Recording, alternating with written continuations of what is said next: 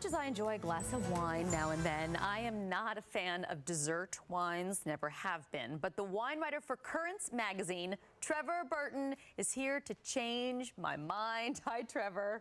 Hi there. So you have a challenge. A challenge it is, okay. I just don't care for the taste of them. All the dessert wines I've ever had have been very, very sweet. See, you're painting every wine with that same brush that it's sweet. A good dessert wine's got a little sweetness in it, of course, but it's got lots of complexity, lots of different layers of flavor. It's dense in the sense that it's got strong flavors, so it's strong. It's a little sweet, complex, lots of character and strong things you'd look for in a spouse. I was just going to say, like my husband. Yeah. Exactly, okay. Exactly. So let's talk about Sauternes. This is a really rotten wine. Really Great. rotten. Well, we're going to start with the rotten one. The reason it's rotten is it's made from grapes that have got a fungus on it. It gets rotten, and that sounds kind of nasty, doesn't it? You're really turning me on to this whole dessert wine, Trevor. Have you ever tried blue cheese? Well, yes. Well, that's got mold in it. That's rotten, too. Right, that's true. And the thing is, they pick each of these grapes individually by hand. They go around and take out the little rotten ones, just the right amount of rotten on them. It just sounds terrible. Okay. And then it can maybe take, according to one of the people at Chateau Yquem, which is the big boy in Sauternes, this is not that, by the way. They're hundreds of dollars a bottle.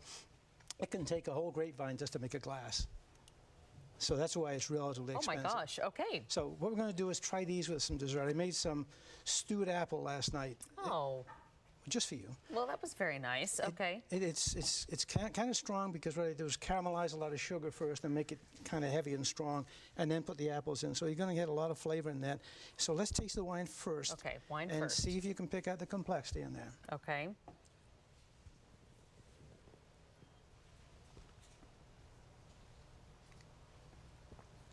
This is like creme brulee in a bottle. Sure. Okay, I'll go with that. Okay, we're not there yet. It's not my favorite. We're not It's there not yet. my favorite thing. So try it with the little stewed apples. Okay. Will this take the taste of the wine out of my mouth? Oh, you're tough. You're tough. Jeez. Well, that I enjoy very much. Okay. Yes. Now try with the wine and see. Okay. This better make it good. Mm-hmm.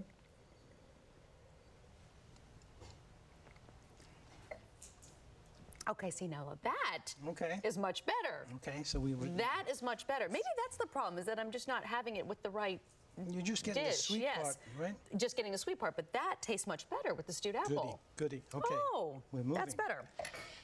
This is another rotten wine, but it's rotten in a different way. They make a regular batch of wine out of the grapes, just a normal white wine, and then they go around in the fall and pick off the little rotten things, and then they put those in a basket called a Bretonnish. This is from Hungary. And actually the value of the wine, the quality of the wine, they can put 3 batches of that stuff into a batch of the regular wine. And that's the lower level, then 3, 4, 5, and 6. This is 5, so we've got one of the big boys here. Okay. On the label, it'll tell you how many Bretonnish are in there. We have 5. I want to taste this. This is expensive, too. This is very expensive. This is expensive. Yeah, this is not Tuesday night pizza wine. Okay. This is not Tuesday, but this might be the one that convinces you. I don't know. We'll try. We're going to try this with some biscotti. Biscotti with some nutty flavor in there and some cranberries. So you're going to have complex flavors in there. But let's try this. The other thing about this is when it's aged in an open vat rather than in a barrel. Normally, aged wine in a barrel, it oxidizes just like when you cut an apple up, it goes brown. That's oxidation on the apple. So this oxidizes, so it gives it a nice little nutty flavor. I could just smell this. I don't need to drink this. Now, see, this is good. Tastes appley to me. Is that because of that I just Probably. ate? Okay. This used to be called the Wine of Kings and the King of Wines. Oh. It's from Hungary. The Tsars of Russia in those times used to have a company of Cossacks. The only job was to make sure they got some of this wine back to the Tsar. What a job, huh? So let's try a little biscotti. Okay. We've got about a minute left. I just want to let you know that. So.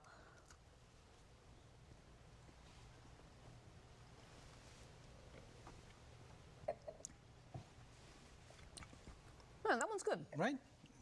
Now let's try I'm some. still not jumping up and down. That's okay. That's but okay. it's I don't hate it. Yeah. Let's try some Okay. Big Boy chocolate. This is a chocolate mousse, very, very thick chocolate. I've got that with a port that is a red wine that's been fortified to stop the fermentation. So yes, it's a little sweet, but it's going to be strong with brandy in there. So let's try that along with your chocolate mousse.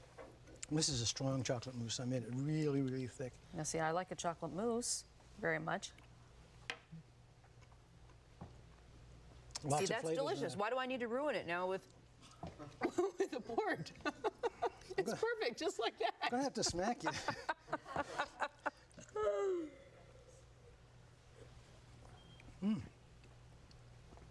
Oh, well, no, that's good. That's actually, that's not, So we got you half converted. yes, that's not, I'm not spitting it out. Like You've had worse, right? I've had much Okay. worse. We're getting oh, you there. that's good. Thank you for making the little goodies too, Trevor Burton. All this stuff Pleasure. is on our website. It's always such a great education in wine when you are here. A great pleasure. Thank as you always. very much, Trevor Burton, Currents Magazine. All right, let's check in now with Tanner.